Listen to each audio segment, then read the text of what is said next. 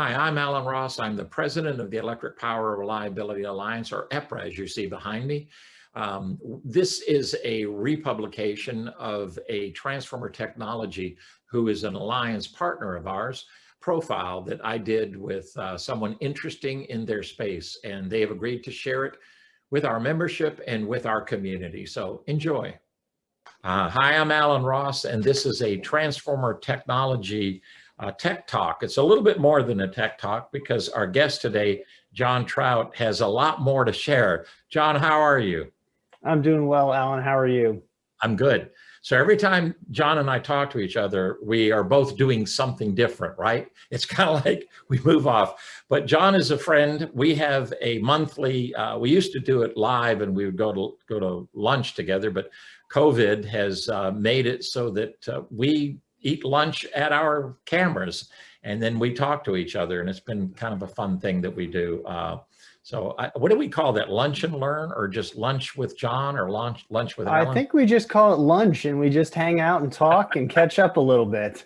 We just call it lunch. I don't like that. I like big words. Anyway, Jon, I want to talk about things. Our next issue of Transformer Technology is on specifications, on transportation, on all of the things, and particularly because there's a lot of technical knowledge everywhere. I mean, IEEE's got a lot of it, but experiential knowledge is what is really something that transformer technology is looking to promote. How have people in the industry experienced things? So I want to ask you a few things. We will also will be presented in video format, obviously, but we will also then turn it into an interview that will be a print interview. But you've probably developed it was probably one of the first things you did when you were at FirstEnergy the first time, is developing specifications for transformers. And so as a result of that, you had to look at the past, what was happening, the present, what is happening, and the future, what did you want to have happen? But in your past experience, when you're developing specs, what are the most important things that you tried to do or looked at? So you kind of mentioned a little bit of it, Alan, looking back at the past, seeing what has worked well, and then looking forward to the future. But the two things, the way I'll break it down is two things. The first is, if you're creating a specification, you want to set clear expectations. You want to be able to define to the manufacturer that you're going to work with what your expectations are, what you need that piece of equipment to do. And there are many manufacturers out there that make transformers for many different applications.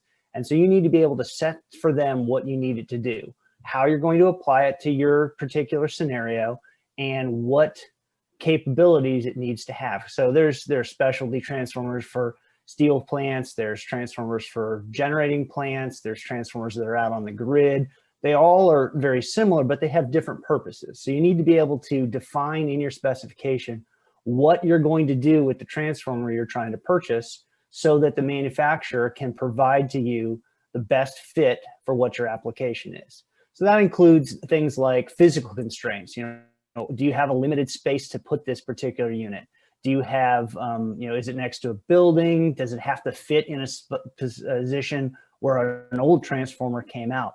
Things like that. So you want to be thinking, what do I need to tell the manufacturer so that they understand what I need to do with this particular transformer? The analogy I use is, if you went to a car dealer and told them you needed a vehicle, you could end up with anything. But if you told them, hey, I haul dirt a lot, I haul stone, I work construction, they're not going to try to sell you a small economy vehicle. They're going to sell you a truck, which is what you need. So you got to tell the manufacturer what you need this piece of equipment to do that meets your expectations. You know what I had the thought of somebody driving out in a red sports car and dumping a load of dirt in the back because they didn't do it right. So there's an example of what it wouldn't look like. Question. So the second part I want to talk about is, you mentioned it, long-term planning. So when you purchase this transformer, you intend to keep it for quite a while. And there's a lot of things that go along with it that you need to think about your capabilities and your warehousing and your spare parts inventory and all of those things that's going to take over the next 25, 30, 40, 50 years to maintain that transformer. So you want to be telling the manufacturer, here's the type of equipment I need on the transformer because I already have spares for it, or I plan to have spares for it. Things like that, and how you want to do maintenance on this unit. For example, if you're planning to do routine full inspections and drain the oil out, you need to tell the manufacturer how you intend to get the oil out so that you can do your inspection. Do you want valves on your radiators in case you have one start leaking? You can replace a single radiator as opposed to having to, cut off the whole thing. So those are the sorts of things you want to tell the manufacturer when you think long-term, how you intend to maintain it over the course of its life. Excellent. So in the reliability space, reliability is defined very, very clearly. It is the ability of an asset to function as it was intended for as long as it was intended without failure. It's that simple. So we've now come in the reliability of electrical systems and said it all starts at design. Design all starts at specs, right? So they've got to design a manufacturer to your specifications to make it work. Then it's operations, then it's maintenance, then it's life cycle. And now you're trying to say, hey, how long do we expect that we get into the asset management part of it then? But design, operate, maintain, and then life cycle, replace. They're the 4 stages of reliability, and they fit right in with what you're talking about. Got to do a follow-up question on that. Sure. And we've been involved in this in a lot of situations, you and I personally, in different things in our careers, where we became, if you will, we helped somebody develop specs only for them to go out and take it to a marketplace and buy low bid. In the utility world, you're going to go out in a bid basis. People are not going to just private label these things, I assume, right? But yeah, usually there's a bid process that goes along with purchasing these. There's usually a established vendor list, but you're always going to bid, or most likely always going to bid the transformer purchase. So in a guy named Chuck Baker. We know Chuck Baker very well. Chuck was on a recent forums that we did, and what Chuck said was one of the things, because he was talking about service, he was talking about that maintenance part of it, was make sure that you get the scope right, which is just what you said, the specs or the scope. But he said many times the supplier that's going to bid on it can help you develop better specifications, can look them over. But was there a time, or was the relationship, you didn't violate the bid process, but you did ask somebody, hey, can you see what's happening? Am I missing anything in the scope of these specs? Did you ever use any situation like that, or people that you would use, friends that you would buy lunch for and just say, look this over? Or is that not part of the bid process? You can't even get involved in that. Yeah, so there's plenty of consultants out there that can provide you that sort of support. That's, right. It's a consulting relationship. They'll help you develop your spec. You mentioned that I've done some of that in the past for companies, but there's plenty of that out there. You'll also get feedback from your manufacturers. They'll give you, questions. They'll ask questions about your spec and say, hey, we do it slightly differently. Here's how we may handle this particular area of what you're requesting. Is that okay? And that's up to you as the purchaser to validate whether you can accept a deviation from your spec. And those specs are not static documents. They are living, and they need to change periodically as technology changes, as material enhancements are made. So there's always a feedback that happens with the manufacturer. Well, they provide you that insight into what they do and how they do it and why they think it's the excellent way to do it. And you can decide then how you want to incorporate that. That usually doesn't happen during the bidding process. That's usually because you've established the relationship with the manufacturer. And throughout the course of your time working with them, you're going to be working with them if you purchase the unit during the testing, during the design review, that sort of thing. Those things come up and they can be accumulated, and you ought to be reviewing as a spec writer. You ought to be reviewing your spec periodically to make sure that it's still what you want it to be, what your expectations are, and if there's any changes you need to make to keep up with enhancements in technology or processes or things like that. So that does happen. Okay, good. You mentioned something that if we went into, we would be here all day. but it's that design review process that you're going through. But you just stated, you answered my question by answering a different question. It is dynamic. It is not static. And I was just recently on with somebody that has created a newer technology that could, as they say, revolutionize the testing of transformers. And I said, so you've had this out now for 5 years and you're not making any headway. Why is that? And he said, well, there is a reluctance to put us in the spec. There's a reluctance to change. The rule of thumb I use is no one ever got fired from buying from Siemens, ABB, GE, but you could get fired if you use this technology and it didn't work. But we're going to do another one of these when we talk about dynamic relationships and how we improve the design of something over time. But I want to go to another thing that I know you're experienced in right now. That is plant inspections. When you finally made the spec, the bid's out, you got the bid, but now they're starting to build the transformers and they're doing the different levels or the different stages of inspection. Talk a little bit about that from the perspective of purchasing people, procurement people. What should they do? What should they hold the manufacturer accountable for? And what has been your experience with plant inspections? Because I know you've done a ton of them around the world. Yeah, so plant inspections are a great opportunity to interact directly with the actual manufacturing capabilities of whoever you've chosen. In your bid process, you're talking with the procurement and the people that are putting that out to you. But once you get into the manufacturing stage, and doing a plant inspection lets you see, if you're going to go, it lets you see the individual manufacturing processes, how they wind the coils, how they do tank manufacturing, how they do installation, how they route the leads around the transformer. All of those things are really vital to understand the real capacity of the manufacturer. And most manufacturers would love to tell you all about their quality control processes. That's something that's important to them. They enjoy talking about it. So when you go, ask about it. Ask how they track material. Ask how they track different components as they come from different areas of the factory to eventually come together into the transformer. So ask them about that. They'll love to tell you about that. The second part is you want to be thinking about the layout of the facility. How is the facility laid out so that you make sure you're getting quality products?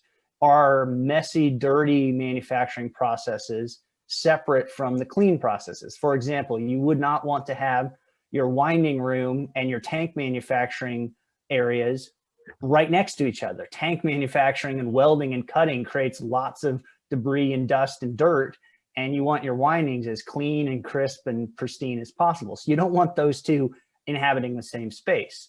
So you just look for those sorts of things. You think about what their capacities are from, how they dry their coils, how they size them, all those sorts of things. And most manufacturers, they love to talk about their plant. They're proud of it. They want to tell you about it and they want you to ask questions. So my opinion or my thoughts are, is that you use this opportunity to build the relationship with the manufacturer. The other thing I'll say is when you're going through and talking to those individuals in the factory, ask them about their experience. Ask them how long they've been doing it.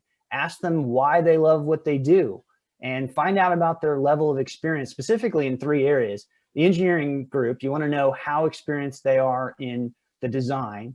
You want to know how the winding area, the winding room, whatever, what's their experience level, because that's a really key component. That's really one of the more important areas of the transformer manufacturer. And you want to know about the testing people. How experienced are the testing people? Do they know the standards? Are they familiar with the standard that you're requiring the testing to be done to? Do they handle testing from other standards like IEC versus IEEE? How experienced are they? And once you have a good understanding of that, it'll give you some confidence in the capabilities of the manufacturer. And again, they love to talk about it. They want to tell you all this information. So use it as an opportunity to grow that relationship. So you've just talked about that plant visit where you're going out there inspecting and doing it. There is now acceptance testing where you got to come in and you got to say, okay, I accept this. Now, obviously they got to transport it and you got to do commission testing before you put it in, but acceptance testing, you've done a lot of that in your time. What are the key components of how you just review it? Are you a part of the testing? What goes on when you do that? Yeah, that's a good question. So it's important for the purchaser to understand what tests are important to them that they want to actually see. You want to see the manufacturer do some of the tests. Not all tests are as important to see, like, wiring tests.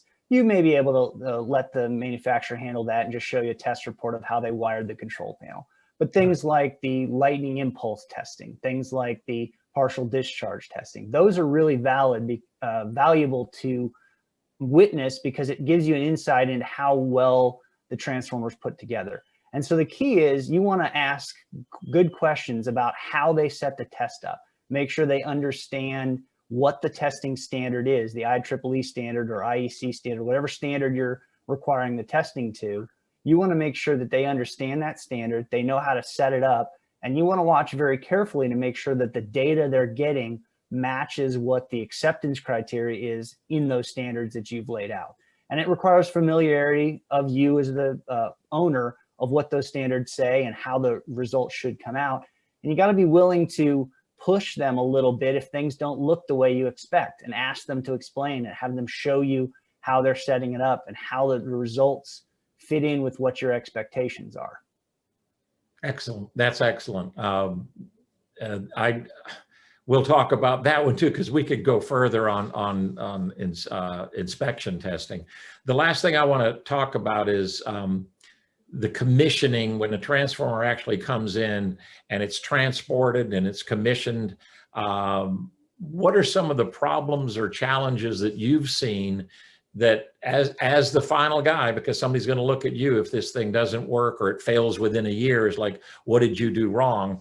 It's going to happen in the design, it's going to happen in the inspections, it's going to happen in the testing or the transportation or the commissioning, right? So somewhere in all of that, you're going to get blamed for it. So how did you address it? What kind of problems did you see? You can't say names, I know you know that, but I would always like names, and you'd say, well, Larry Jones at XYZ Manufacturing.